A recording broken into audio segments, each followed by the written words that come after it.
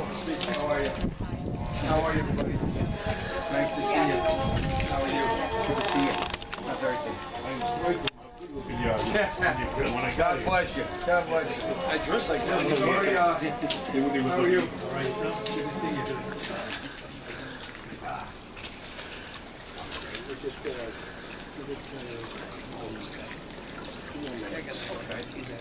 Yeah, I'm sorry. We got the Norwegian Day Parade. Yeah. So it's Bay Ridge. I got to run all the way over there. Make sure. Kicks off at 1 o'clock, so that's the problem. We're running tight schedule.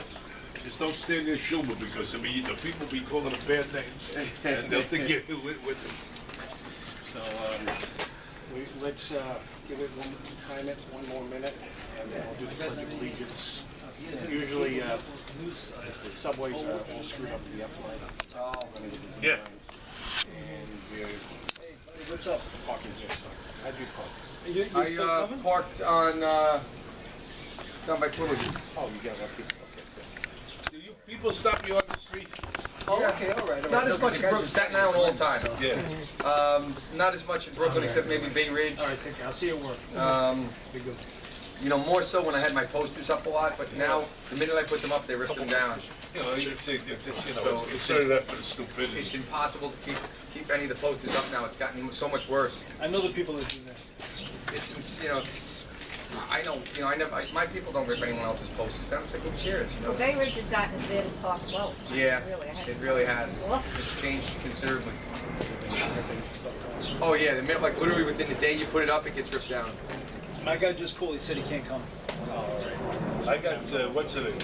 I have an American flag in front of my house. Outlet? Yeah, OANN. OAN. Yeah. Okay. You know the news network. They're right wing. They're good. I have Sir, how have you been? Haven't seen you in a while. You So doing he's well? our- Yeah. Good. He's our vice president. Outstanding. Sergeant at Arms. Sergeant at Arms. Sergeant at Arms, good Marine there, excellent. Our secretary. You're Marine too, right? Our treasurer, Daniel Treasurer, Ramos. outstanding. And, Yes, sir. Chairman of the board. Hoorah. So, all right, your minute's up. Minute's up. All right, let's start this. Everyone, please rise. I say For the Pledge of Allegiance. Like I did. I pledge allegiance to the flag of the United States of America and to the republic for which it stands, one nation, under God, indivisible, with liberty and justice for all. Thank you. Please be seated. Ladies and gentlemen, thank you for coming here today, especially with the turbulent weather we were having with the upswings of clouds, rain. It looked like God and the Bible was going to throw parting of the sea the last couple of days. So thank God the sun is out for us today. So with that being said, before we start, Michael, when I was president of the Brooklyn Young Republican Club, you remember back in Sure. a couple of years back, you spoke with us at the Fields Irish Pub. Yes. And I gave you a sign, remember? Yeah. Grimm wrote? Absolutely. In keeping with that tradition, I actually seen this yesterday. I didn't know you were also writing comic books. That's funny. That's funny. It says, I don't have any idea what the comic book is about, but it's I when I think see it's that. based off the Grimm's fairy tales. Oh, okay. Yes. Famous Brothers Grimm. Oh, okay, good. And Thank you very much. That's very nice of you. Thank you. And so there's our. There you go. Okay, there's a couple more people. That's our secretary, always making Well, an there. entrance. How are you? Good to see you. Franklin Gonzalez, take a seat right there. Thank you. Josh, what's up? Hopefully more rolling. Okay, so ladies and gentlemen, without further ado, our esteemed guest, former Congressman and congressional candidate, Michael Grimm. Everyone please have a warm welcome. Thank you very, very much. I appreciate it. Where do I begin? Well, let me just begin by saying that we don't do enough of this. Okay, the far left, the radical left, the liberals, they meet and they organize. They love that word, organize, all the time. And conservative-minded people tend not to do this. So that's why I'm here today, because it's extremely important what you're doing, and I want you to know that I think it's important as well. And if we don't continue to do this, little by little, we're gonna lose city after city. Now we've already lost most of New York City. It just is what it is. We have one of the most progressive mayors in the country. He's now competing with Governor Cuomo to be one of the most progressive Democrats in the nation. They all aspire to run for president at some point, and they believe that the progressive platform is the way to go. Why, I'm not sure, because the 2016 election should have been a wake-up call that the country is not that far left. Now, I'm not saying it's far right overall, but we've always been a center-right country. We've probably come a little bit more to the center, again, nationwide. But we're certainly not a progressive nation. And when you look at the policies that they've implemented, most extremely liberal politicians that I hear are espousing socialism. And if you speak to kids coming out of colleges, they're talking about socialism. The problem is it's failed everywhere in the world, everywhere. It's never worked. The only Venezuela. Yeah, look at Venezuela. It's a very good point. We've built the most incredible nation ever known to man, the strongest, most powerful economy based on a free market system, and it's a republic founded on the basis of our liberties and our freedoms, and I think they're all under attack. You look at the First Amendment, Dyker Heights, the GOP in Brooklyn wanted to have an event at Dyker Heights Golf Club. They couldn't have it there. They said Sebastian Gorka was too much for them, right? I mean, this is shouting down speech. First Amendment. The Second Amendment we know is under attack. It's always under attack. But it's meetings like this, and what I would implore you to do is to grow this group. Each and every one of us need to try and register more conservatives and more Republicans. That's the only way we're going to be able to beat them at the polls. So that is part of my message today, is to share with you my thoughts on what are we doing to really be effective. If we have the same people come to our meetings all the time and we all speak to each other, that makes us feel good, but it doesn't change the outcome because it's the same number of votes. We've got to try to invite neighbors, invite friends, and try to get them to register as Republicans and conservatives and get them more active. So that's something that I would ask of you. We have a huge opportunity. We finally have a president that is bold, decisive, and speaks his mind. I think it's a breath of fresh air to finally have someone that is not completely worried about political correctness. I think it's a breath of fresh air to have a president that is goal-oriented and believes that results matter. So a lot of politicians want to talk about doing a bunch of good things. And you can, whether they're left or right, you can argue whether the tactics they're going to use are right. Let's say everyone wants to rebuild our infrastructure. And you can decide whether it should be public-private partnership or whatever. But if it doesn't actually get done, then all it really was a bunch of talk. And that's what we're used to. And that's why Washington's literally turned upside down right now. Because we have a commander-in-chief that's saying, well, I don't want to talk about it. I want to do it. Where are my results? And he's starting to hold people accountable. Even senators and so on, calling them out on their votes. When did we have a president that had the backbone to call out individual senators on their votes? And now, because we finally do, the establishment is in a tizzy. Okay, the far left, the media, and the establishment Republicans, none of them know what to do. Because what he's really doing is putting in accountability and saying, guess what, I'm going to let the American people know that they should deserve more, that they deserve more, and that they should demand more. And that's the backlash I think that we're seeing, is because he's really undermining the house of cards that has been Congress for so long. And it's starting to collapse because someone's calling it out and actually speaking frankly to the media. Now, granted, they don't cover a lot of it, but the little bit that they do in his tweets, that's why they want him to stop tweeting, because they can't control that. See, on the TV, they can control the narrative. He can have major talks with North Korea. He can have prisoners set free. He can have the economy at an all-time high. You can have a litany of great things that are happening, and a Stormy Daniels interview, a porn star, will get the whole day's press in the mainstream media. You know, these are the issues that the only way we overcome that is by growing our numbers and letting more people know and making sure they're paying attention. So that's one of the main reasons why I'm running. I mean, I'm running for the same reasons I ran the first time. I love this country. I've proved I'm willing to give my life for it since I'm 19 and enlisted in the Marine Corps to doing deep undercover work with the FBI. That hasn't changed. My passion to serve the country hasn't changed. But right now, there's a second reason, because we have a huge opportunity with President Donald Trump to actually get things done and put this country back on the right track and to make us stronger and better than ever. That's what I believe his goal is. That's what I believe his mission is. And the other thing is, I think for the first time, you know, we really have a president that will focus on the lower and middle classes, because he gets it. He grew up with a dad that was in construction. He was on construction sites, and he understands what it means to work hard. He knows what all those construction workers that used to work on those projects, how hard they work every day, how hard it is to make ends meet. He hasn't, yes, he's very successful, but he hasn't lost the vision of what it's like to earn a living and work hard, and I think we need that. So with that, I'd like to open it up for questions. If you have any questions, let's start.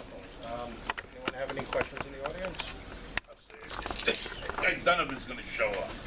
Okay, he's your opponent. I don't want to hear what he's good. I want to know why you haven't come out and attacked him for bringing up your record, which was a phony deal from the very get-go. Well, I think we've been doing a good job of our messaging, in the sense that, what do people really care about? They care about what you've done as a congressman, okay? He hasn't passed one bill, and I've made sure everyone knows that with all of my mail. And he's voted against the president. The president's only had 3 major legislative initiatives, only 3. He claims he votes with the president 90% of the time, but that's an outright lie. What he means to say is he votes with the Republican Party. Okay, that's not, the president's only asked for three bills. He's lobbied 3 bills. Repealing Obamacare, okay, banning sanctuary cities, and the tax bill. Those are the 3. Donovan voted against all 3.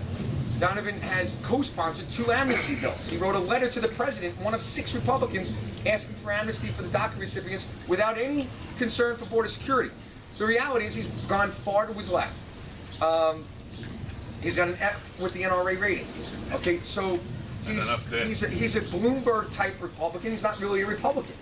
He runs as a Republican because in Staten Island he knows that's his best chance of winning. But he doesn't believe in conservative principles and values. So I think we've gotten that message out there, and I think that's the more important message, because people already know that my legal situation was no different than what's happening to the president right now. It was a political witch hunt.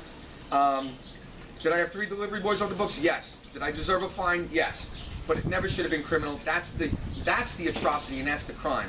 What the federal government did to get me out of office, and that was what it was for, so that Loretta Lynch could be the next Attorney General, and she became the Attorney General by taking me down. That's the atrocity here, and that's the political corruptness that is now coming out. So I don't even have to say it, because it's coming out on its own with the text messages and with the FISA court and all the bogus nonsense that went on at the highest levels of the DOJ and the FBI, and that's Comey, that's Lynch, that's McCabe, Strzok, Page, all of those people, they're politically corrupt, and I think everyone knows that. Go ahead. I was just going to say, you need more media coverage. I just knew you were a Republican. I knew nothing about you, and everything you just said, I didn't know. I love everything you just said. Thank you. You need to say this more and more and more out there. And I do. No one campaigns. I never heard of it. No one campaigns harder than me. The problem is, if it's not Fox News, they will not cover it. The local channels will not pick it up. Listen, I had a massive rally yesterday. It was over 200 people that showed up. Anthony Scaramucci was my guest speaker, and you know, the local paper, the Staten Island Advance, covered it, and New York One a little bit, but New York One, they minimized it. They said it's only 125 people. That's just wrong. We know how many people actually signed in, so they're wrong. The Post says, oh, they only raised $20,000. How would they know how much I raised? We actually raised over 40, but how would they even know? No one asked. None of them in the press asked how much we raised. They just made up a number to lowball it, to make it look bad. So, you know, listen, I don't know of any candidate out there that's going to get good media coverage as a conservative. It's just not going to happen. So. I wish there was a better answer. Well, I do. Yeah. I mean, I get more media coverage than any candidate almost in the city of New York. Trump was when he opened his mouth, but then now they even shut him up. Well, that's again, they control the media, so there's only so much you can do. We put out press releases; they don't get picked up. Yeah. Yes. Anyone else? Go ahead, sir. How will you be able to target the growing Latino Republican movement that's going on in New York City? How will you be able to reach out to these communities and the minority communities that want to help, you know, conservatives like yourself, Republicans, actually get elected and beat the rhinos out? Well, you know, one of the things is by showing up. I think that's the first step, because Republicans don't tend to go to Latino events, and I do. Now, I do it very badly, pero yo hablo español, okay? Y me gusta bailar también. So I go to the events and I stay. I don't just come in, give a nonsense speech. I sit down, I eat. I know a lot about the Latin community because I've lived with Latin women for many, many, many years, ex-girlfriends and so on, and help raise their kids. So I'm very close with the Latino community, but I need more of the Latinos that are having events to invite me. Sometimes I don't know that the events are going on, and they need to be a little more proactive in reaching out so that I can be more responsive. But that's one of the ways. But I think it is important when you go and you speak someone's language, even if it's not very well, but you try and you eat the food and and you dance to their music, they realize that, hey, you know what, we are all the same. And for example, I'm Italian and Irish. The Italians and the Irish and the Latinos all love to eat and drink and have a good time, right? So we're all the same, and we all want our children to be safe. We all want to take care of our elderly. And I think that the Latino community should be more involved in the Republican Party because the values are more oriented. Every Latino family that I know is hardworking, religious, and puts family above just about everything. That goes in line with the Republican Party and the Conservative Party, not the Democrat Party. The other thing is, I believe in empowering people, not giving a handout. Latin people are too proud. Just like when my great-grandparents came here, they wouldn't take anything from the government. They didn't want a subsidy. They worked 2 jobs, 3 jobs, whatever they had to do. And I think the Latino people are some of the hardest working people in the world. And that's why I think we just need to probably do better outreach, and I'm committed to doing that. Thank you. Yes, ma'am. What do you think, I can't understand why he didn't clean house when he became president and get rid of all the Democrats that were appointed, not elected. Because these are the ones that are getting back at him and doing the worst damage. Right. And he's from New York. He knows nice guys finish last. So 100%. I don't know why he did it. But I'm going to tell you what it is, because I went through the same thing on a smaller level. Not being in politics ever before, it's overwhelming just at the congressional level. Okay, so I came into Congress, had to hire 22 people, had to learn how voting works, how amendments work. I mean, it's so overwhelming so he's getting downloaded. Imagine that, I'm getting downloaded and everything going on. So I think it's a matter of, the first thing you have to do is get your team in place. And what most first-time candidates, you tend to hire people on your campaign team. That's not necessarily a good thing to do. You need people you do need people, and I understand you want to drain the swamp, so it's catch-22. You want to drain the swamp, but if you don't hire people that know Washington well, you're not going to know where the bathroom is. That's just reality. But at least if you have them on your side. No, I understand, but you got to go in steps. You can't. Let me just explain how. No, please let me finish. Let me explain. All right. The head of the agency has to tell you who the people are in there that were appointed. So if you didn't get the head of the agency appointed yet, you have an interim place, you can't even get to that next step. So the first step is, who am I going to pick to be my secretary and undersecretary? Can I get them affirmed by the Senate? And then once they're in and they figure out the lay of the land, then they have to figure out, okay, who are all the former appointees that are against us? It's a long and arduous process, and the Senate has been holding back most of his appointees. So that's my point, is it's not like it sounds where you can just go and start firing people. You have to replace them first. So if you haven't confirmed anyone, how do you replace them? You know, it's a catch-22. But again, it's also because he didn't come in with a knowledgeable team as like a former senator or former governor that already has your team in place. He's starting from zero. So he's got to first put his White House staff, his inner circle, then he's got to go agency by agency, long, arduous, almost impossible task from the beginning. It takes a good 2 years to really cleanse a lot of those agencies that were. Remember, President Obama had 8 years to stack those agencies. 8 years. You don't undo it in the first year of your presidency. So it's just a matter of time of getting it done. But he knows. But I've spoken to some of the White House people. They're very, very frustrated with that. And little by little, they're getting them out. But it takes time. He's had exposure to private industry. And I'm a retiree of private. When the chairman retires, everybody goes under him. Yes. There's no ifs and buts, and they come in with their own team. But that, again, see what you said?